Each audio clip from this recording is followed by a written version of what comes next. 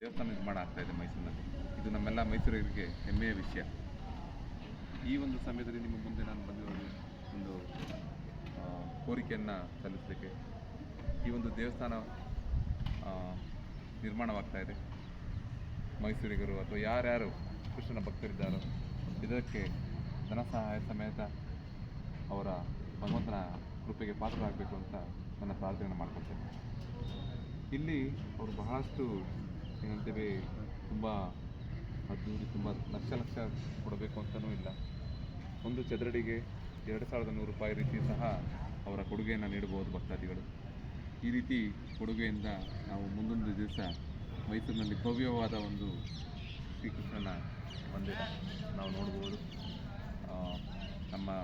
ನನ್ನ ಪ್ರಾರ್ಥನೆ ಇಷ್ಟೇ, ಎಲ್ಲರೂ ತನು ಮನ ಧನ ಸಹಾಯ ಮಾಡಿ ಈ ಒಂದು ಭಗವಂತನ ಕೃಪೆಗೆ ಪಾತ್ರ ಆಗಬೇಕು ಅಂತ ನಿಮ್ಮಲ್ಲಿ ಪ್ರಾರ್ಥಿಸ್ಕೊಳ್ತೇನೆ.